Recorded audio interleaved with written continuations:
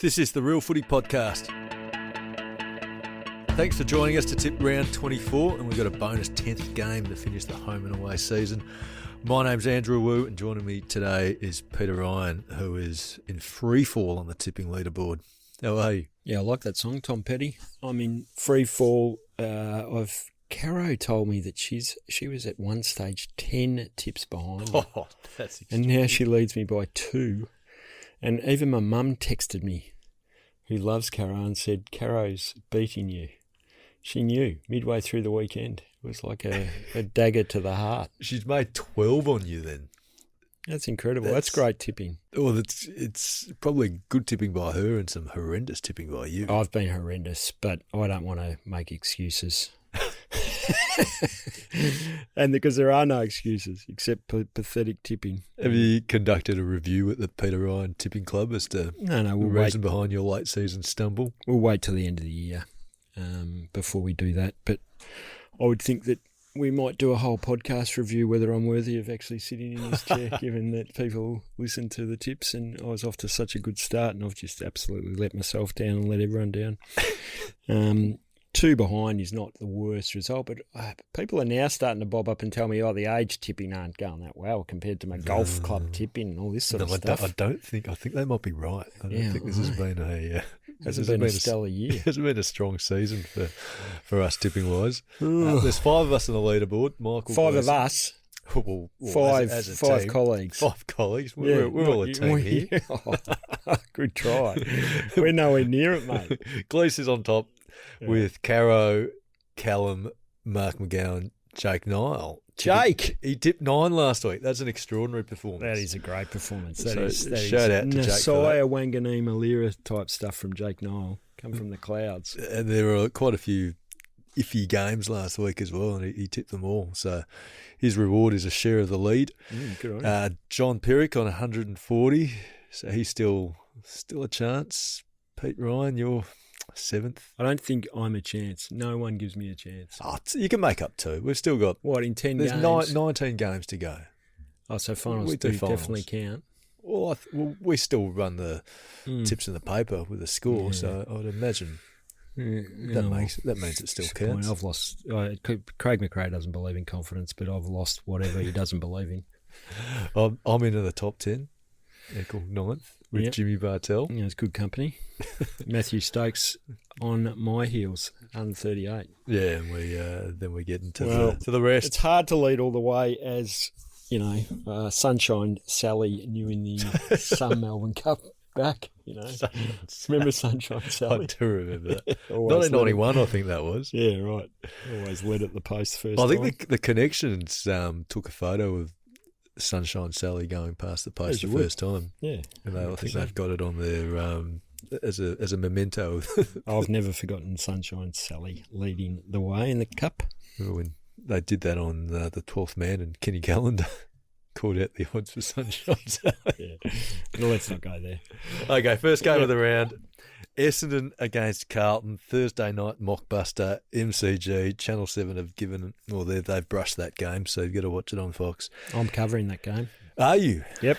What are you looking forward to seeing in that game? The end of the season for Carlton and Essendon. Oh, well, it's not actually the end of the season for Essendon. What am I looking forward to? Well, I'm looking forward to seeing Carlton actually put up a fight. I think they'll beat Essendon just because Essendon's so depleted with injury still. Zach Merritt might get up to play the last game. Essendon were pretty good against the Saints. They battled hard. They were. I covered that game. They had a real crack. And Carlton are coming home with a wet sail because they got a bit of stability in the place with the announcement that Voss is remaining, and they beat up a disappointing Port Adelaide. This will be close, I reckon. But I think Carlton will win. It's not really a wet sail. I mean, they won last week. A couple of competitive performances before that. It's not like they've been winning 4 in a row. No. Like the Saints. I'd like to see Sam Walsh get another game under his belt and play well. That would give Carlton supporters confidence. Obviously, Harry Mackay was in good form last week. You'd think he'd be able to repeat the dose again against Essendon, who's depleted in defence. Can they do the right thing by the media and keep playing well, so then we can talk about how they're fattening their trade value and all that stuff? Yeah, no, I think that'd be appropriate. Yeah. That's basically all we're looking for, isn't it? Yeah, I think Carlton will win this game. Essendon They've surprised me. I thought they'd just completely drop off, but their last 2 or 3 weeks, it's like they found a second or third wind. They're well coached, and they've got a undermanned side. Pretty good morale in that place, even though there's been murmurings around their injury management and so on. I think that they're McGrath and Merritt and Langford and... Well, the ones playing would be happy because they're the ones who aren't injured. No, I'm not saying they're happy. They've just kept it together to actually put in half-decent performances. Yeah, they were good the week before in Geelong, and with a bit more luck against St Kilda, ball bounces one way or the other. I mean, Mason Redmond's kick came off pretty well. Yeah. Came off the boot very well. Just a couple of metres to the left of where he needed it to go, and they lose. So that's 11 in a row now for Essendon. Can you believe they were 6-4? No. Midway during the season? Yeah, I was tipping them like mad. That's when I was tipping. That's who I am, Essendon, without injuries. It's fallen away, 11 in a row. And I reckon, is it 11 in a row now or will be 11 in a row? It'll be 12 in a row. Yeah, well, I'm tipping it will be 12 losses in succession for the mighty Bombers, and Carlton win. Yeah, I think the Blues win, but I think I'm with you. I think they'll find something for Zach Merritt's 250th and at least make a game of it for a quarter or two. So Carlton for me. Carlton for me. Next game, Friday night footy. This game actually counts for something. Collingwood against Melbourne. MCG, the Pies playing to stay in the top 4. Melbourne playing for pride. The Pies need a few things going their way, don't they? But do you think last week's performance against Adelaide, I mean, much improved performance, is that a sign of things to come, or was that just kind of the response game that they needed? No, I think it's a sign of things to come to a certain extent, although I tipped Collingwood. I thought they'd respond. Well, they did respond. Yeah, and with a little bit of luck here and there, which, you know, you were letting me know about during the game.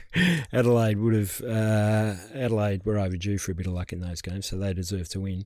But Collingwood got back, at least in the first quarter, a bit of that run and dare, and they'll get Jeremy Howe back, which is a massive inclusion for their back line. And I think it was a good enough sign that off a 9-day break, a proper lead-in, that now with a 6-day break into Melbourne, they should be able to account for Melbourne and at least give themselves a fighting chance for a top 4 spot. Yeah, I'm with you, though. I'm not as convinced that it's Collingwood are back. No, I didn't say that. I said that they'll beat Melbourne. They should beat Melbourne. And if they get into the top 4, they get a week off.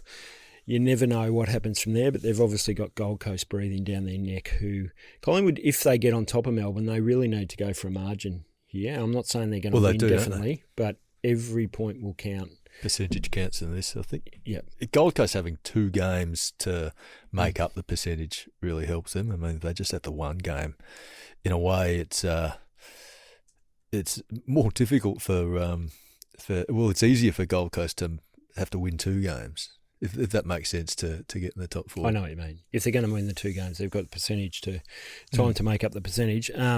Collingwood, Melbourne have been pretty ordinary this year. They were fantastic against the Bulldogs, and then they let themselves down against Hawthorn. So I think they'll be better than they were against Hawthorn. I think they'll be harder to beat. They always are, and this will be a grand final for them because they hate Collingwood, which is fair enough. Well, they should. They lose to them often enough. Well, not only that, they knocked them out in that big final, and obviously that was the last. Well, they haven't recovered since the D's. They haven't had Melbourne this year. I mean, hearing Nathan Buckley talking about a club that he might coach next year, and a lot of people thinking that they might bounce back next year, but they haven't actually been hit that hard by injuries this year. So they're deluded. It's one of those things where you're thinking, this might be what Melbourne are now. Well, I think 2 seasons in a row. I think Goodwin was heading down the right track.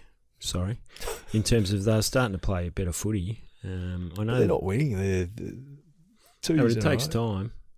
It's just whether the disruption of a new coach actually gives them a boost. Maybe, but I mean, given that they've had a decent run with injury this year, they have chances are they might go worse next year with the injury run. And where's the improvement come from? The better style that they play might be neutralised by fewer personnel. And I'm not too sure where the D's are going. Well, I'm tipping Collingwood, and you can have that discussion with whoever you're hosting this podcast with next year. Yep, Collingwood for me, but I'm tipping them. But I think it'll be a close game.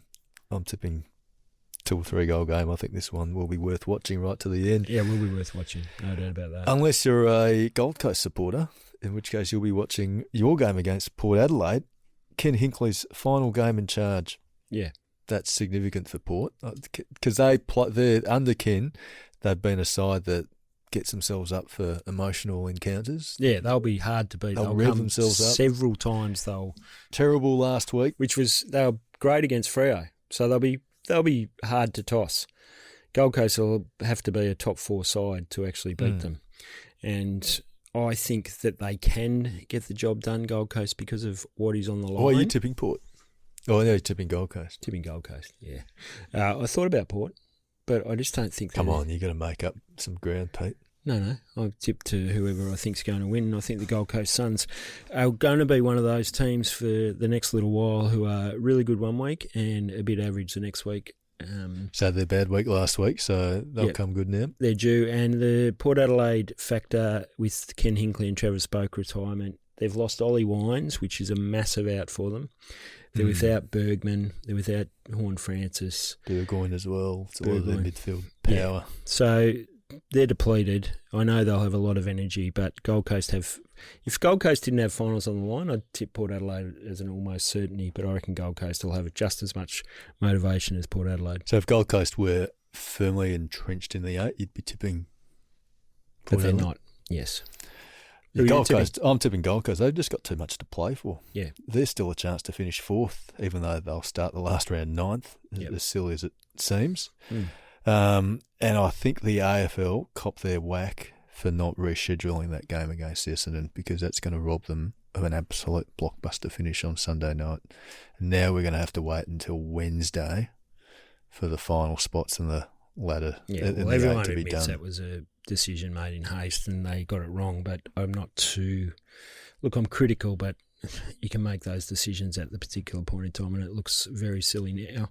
The only thing I would say about Gold Coast Essendon, without going too much, if that is a percentage battle for Gold Coast, every Collingwood supporter is going to be watching it. Going for Essendon as well. Exactly. So... that could be a cliffhanger finish as well for a few clubs. I'd tip in Gold Coast. Noah Anderson, Matt Rao, heavily relying on those two, but I think they're good enough to get the ball going their way and win.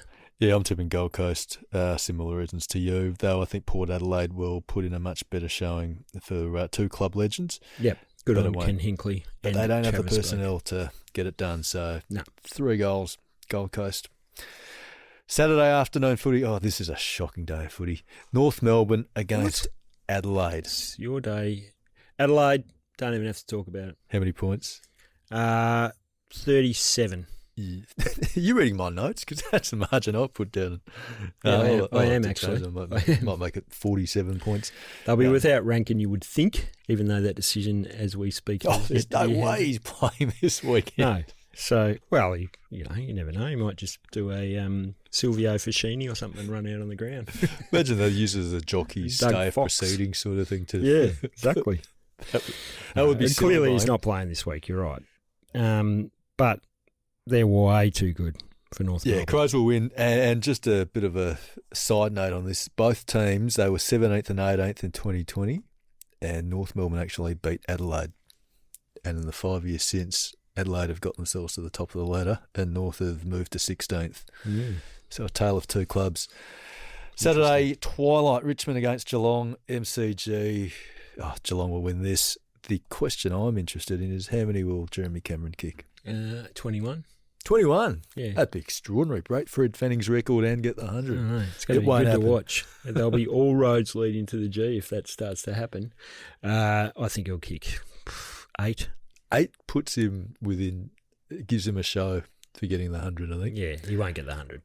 He probably won't, but I'd like to see going into the, if it is a grand final, that he's 7 or 8 away. So that, I mean, it's still unlikely, but it's not completely impossible where, you can kick a bag of 7. They're going to be too good. They're going to be too good. They're without Shannon Neal, but still they'll. Well, that will help Jez because that will give him. He'll be the main target. Well, Dangerfield and Jez. I wonder if they give Ollie Henry a run. Be interested to see Tom Atkins' 150th game. Great player for the Cats. Yeah, he's been a very good role player for them. A real Chris Scott player. Yeah, and Camden McIntosh. Is he actually playing this week? You'd hope so. Yeah. He's not injured, I don't think. No, so he'll be running around. Final game, the man with the headband. Yeah, Tiger fans will be going to watch that one. Yeah, their home game as well, but I think the Cats will win. I've got them 70 points. You know how you spoke about North Melbourne and Adelaide? It's interesting that in 2020, these two teams played in the grand final. Geelong's second on the ladder, and Richmond second bottom. Yep. Another tale of two clubs. Yeah. Eh? One team. Well, that just highlights how well Geelong have done to maintain a run that pretty much started in 2007, where they've been right at the pointy end of the ladder. Yeah, no one wants Geelong to win the premiership though, unless they barrack for our Geelong. Producer does. No, but do we care about that? Oh, well, I want him to be happy. No, I'd love him to be happy, but he's happy anyway. So no one wants. Well, Geelong. who do you? Who barracks for Geelong? Who doesn't barrack for Geelong and wants Geelong to win the premiership? Oh, I wouldn't be upset if Geelong won the premiership. Right. Well, we've got one. Well, there's only two of us here, so that's 1-1. Okay, Geelong. We spent too much time on that game. Geelong.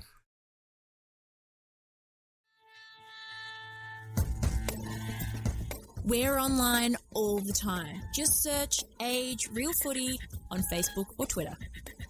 The other game on Saturday night, West Coast and Sydney up the stadium. Sydney should get this done. They've been the best team out of the 9. best team out of the 9. The best team out of the 9, and West Coast have been the worst. What the hell has happened to West Coast? Oh my God! I watched them against the Bulldogs. They'll be the first team to go 1-22. It's shocking. If they lose this. They used to be a great club. Then, well, they might still be a good club, but their men's team, they're not playing well at all. Oh, poor Liam Baker. Gosh, he must be frustrated. Anyway, they've got their midfield don't really know how to work hard enough. They'll probably lose Liam Ryan. Hopefully they hang on to Harley Reid, who's out injured. But Sydney will. The worst game they've played in their whole this bad period was against Sydney. Oh, was there that day? Could be replicated. Did they kick 200 that day, I think? Something like that. Yep. And if they're fair dinkum this week, they could do it again. What was the margin that day? I think it must have been 150, 160 points. But yeah, it was a black day for the West Coast. Yeah, no good for the Eagles, and hopefully for their supporters, this will be the end of their. Well, hopefully they've hit rock bottom for the Eagles supporters, but I don't think next year's going to be. They've got a long rebuild. Good people involved now. They'll be right. You don't want to be rebuilding from 18th. Ideally, you're 4th to 13th or 14th, and then you realise you're going south, and you start it then. But the scorched earth rebuilds, they take time. They take 10 years, I reckon. Sydney. Yeah, Sydney. Okay, now Sunday. This is magnificent footy. If you can, strap yourself to the couch. 3 games, all of consequence. First one, Giants against the Saints out at Showground. So what do they call it now? NG Stadium, sorry. Yep. The Saints, well, they're coming off 4 in a row, but it's probably the worst 4-game winning streak of all time, isn't it? They've beaten 14th after, just one good quarter. So it's Melbourne. And then they beat North Melbourne, who were 16th by 9 points. Richmond, who were 17th by 4 points. And Essendon, who were 15th by 2 points. You can only beat what's put in front of you, mate. You can beat them by a bit more than 21 points combined.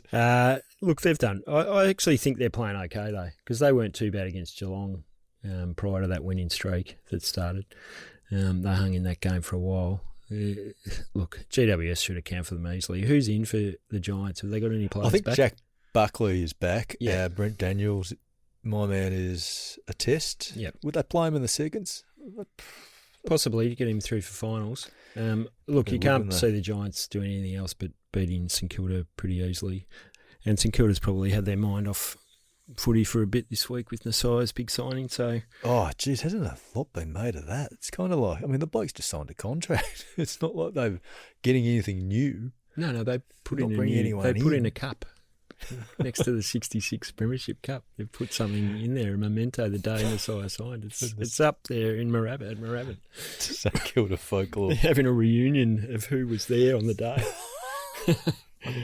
10 years. Don't be like that. No, you got to celebrate. It was good, though. I loved it. Good day for St Kilda. Good day for footy. I mean, fair enough, he'd gone, but No, it's good. It's good It is that good for him. a player can turn his back on money and stick. Well, he didn't really turn his back on money, but he could have had more money elsewhere. But he stays at his club. what he did was he stayed loyal to his teammates and Yeah. he signed a 2-year deal, which he could have got anything up to 10 years at a and reasonably high level. and Saints fans have a lot to look forward to if they can get Tom De Koning over the line, Lee Collier, maybe Liam Ryan, I think they'll get all three. Max King. Max Get his back, body yeah. right. I'm and more that's- dubious about that than the previous three, to be honest. Yeah, well, if they can, I mean, that's 4 players probably who've been in the top 12 next year. Yep. So there's a lot to look forward to in the season of hope. Yep, for the St Saints. Kilda can't win, so the Giants. Yeah, the Giants will win. Giants will win that. Next game, Western Bulldogs against Fremantle, Marvel Stadium. Winner goes into the 8. Loser heads home, pretty much. That's pretty much the equation. It's wild card without being a wild card, elimination final before it's an elimination final. It's the great round 24 clash at Marvel Stadium. Bulldogs at home to Freo, who, made it hard for themselves with a pathetic performance. Oh, against that was Brisbane. poor. This is the 4th year in a row the Dogs have been involved in a situation like this. Is that right? Yeah, 2022, I think they played Hawthorn, had to win and then have Carlton lose, which happened. 23, they needed Carlton to win it and knock out the Giants, which didn't happen. And then last year, Yeah, they beat the Giants down at Ballarat because I was there, and then they're in. yep. So But I think that they will, but I think this will be an absolute corker of a game. I don't think they'll win easily. This is a real battle in the midfields, and this is the time. If Caleb Sarong and Andrew Brayshaw and Luke Jackson are bona fide Group 1 midfielders, they take it up to the Dogs, Bontempelli, Richards, Tim English, and make it a very, very tight contest. I can't see that happening. I can. I'm tipping. Well, you go. Well, I'm tipping the Dogs You're because tipping I the think Dogs. they'll get enough supply to actually... Would you play Adam Treloar? No. Why? Just too risky? Well, I went and watched the second half of that game, the VFL, and he was good, but it wasn't against great opposition, and it looked like he needed the run. And I reckon he'll probably need another week, which he won't get this week. But I just think with the team, if it's settled enough, assuming that it's at Lockham and Nick Neal, who had the corky, assuming he's okay, they just keep an unchanged lineup. Yeah, I kind of think with the Dogs, when you're in that situation and you're playing well, there's no need to bring him in. They might bring It's too much of a back. risk. What do you gain from it? It's not like he's going to be the Adam Treloar of last year. No. Off so many injuries, and the most likely occurrence, I think, if he does play, is he gets injured at some point. You hope that it's not at the He start. could do something. He's that good a player that he could actually make a difference at some point if he came on as a sub. But Yeah, give it me is the a big fit risk. player. I'd give him another few weeks. Give me the fit player over the underdone good player at this time of the year. Yep. So who are you tipping? I'm tipping Fremantle. I'm not going to overreact to last week, as tempting as it might be, given its the most recent form. But their performances this year, I mean, the last few months, that was a second game they lost. Are we overreacting a bit to a second They've loss won since more- May? I don't think the last game they played at Marvel was when St Kilda thrashed them. The Bulldogs have lost 2 of 12, I think it is, there this year. Dogs have only won 2 of 10 against top 9 teams. Freo have won 6 of 9. They've beaten good teams on the road. They beat the Giants in Sydney, beat Collingwood at the MCG. And, I mean, last week, first half, if they kick accurately, that puts them in the game. I think they got out-coached a bit. When you get a team take as many uncontested marks as the Lions did last week, that's as much a failure in your planning as it is in the execution. Hayden Young, I think, is a chance to play. That's a huge in. He's a big in. The Dogs are a team that, if you can match them at contest and stoppage, you take a lot of their scoring power out. And I think Fremantle's forward line with Tracy, Amos and Voss, that's enough tall timber there to Prancing Pony trouble got the Dogs. thrashed by Harris Andrews. Well, it's Harris Andrews. I mean, who's the equivalent at the Bulldogs? It's not Liam Jones. It's not James O'Donnell. It's not Rory Lobb. Rory Lobb gives you a good chance. He gives you a sighter. He's got a big game this week, Rory Lobb, against his old mob. Old club as well. And I think think Fremantle have been a bit better this year. Well, you make a very good case, teams. but I'm still tipping the Bulldogs at Marvel Stadium. It's going to be close, though. Absolutely. I'm tipping the Dockers. I'm going to really enjoy this game. Where I live in Melbourne, there's a lot of Bulldog supporters, so I won't let them hope. Well, I can't not let them know, because if they're listening, they're going to know I'm tipping against their side. So I hope my nephew doesn't listen as well. Yeah, your poor nephew. Because he's a big Dogs fan. Yeah, well, good on him. He's releases some brains in the family. In the next generation. Yeah, exactly. Okay, 3-0 for me. Dogs. Final Is game that your on. lock? No, I'm not going to. Yeah, fair enough. my No, lock. you just gave me a bit of an arrogant side eye then. Will I make my lock for the. I'll make it the Swans in Perth, eh? Yeah, that's good. Travel across the country, so it's not as I'll make it gutsy Adelaide. Okay, final game on Sunday. Well, it is the final game of Sunday, but it's not the final game of the round. Brisbane against Hawthorn at the Gabba, and this is another game with massive stakes. Winner probably gets the top four. Loser could fall as far as 8th. So, which way are you tipping? Hawthorn. Tipping a bit of an upset, to be honest. Why? Because you need to make up ground on Caro? No, because I think that Brisbane's record at home this year has been deplorable. They had a huge away trip to Fremantle, put in a great performance, admittedly on a Friday night, so they've had a long enough break to get over it. 9-day break. Hawthorn they didn't take the ship home from Perth. No, it wasn't like the old 1948 Invincibles or something, was it? Yeah, Lockie Neal's out, Ainsworth still out, Hipwood out, Jared Berry out. They're starting to get into their depth, and their depth was shown up against the previous team that beat them at the Gabba, which I'm trying to remember who the hell that was, Sydney. And I think that Hawthorn will go in there with a top 4 spot on the line, an opportunity to get that spot. They're in great form. They're finding their spark that propelled them to a semi-final last year. Nick Watson's starting to come back into form. Jack Gunston's been outstanding, but he won't do that again up there. Not on Harris Andrews. Against his old club as well. Against his former club. Lions servant, Jack Gunston. Great Crows and Lions ex-player. I think they got the firepower up there. I like that word, but it's true. I remember what you said about me using that word a few weeks ago. Is there a more 3-club? Is there a 3-club player who has the feel of a 1-club player more than Jack Gunston? Len Thompson, a bit before my time. Yeah, Collingwood champion, played for Fitzroy in South Melbourne. I think we've had this conversation. A 4-club player, Richard Osborne. You still associate him with Fitzroy? Yeah, you do. Brad Hardy. But we digress. So you're tipping the Hawks, Actually, even though no Weddle or Day, and this is their first trip to the Gabba since 2019. So their period of dominance against the Lions, they have come in games that have been either played in Melbourne or in Tasmania. Well, yeah, it's a hard one to tip. You got to give Hawthorn a fighter's chance, though. Oh yeah, this is. Their ruck's a great ruck. Having a great year. Game, I think. Almost 50-50. Actually, I will call it. This is a 50-50 game. Absolutely. And I'm very tempted to tip Hawthorn. But you're not brave enough? I am.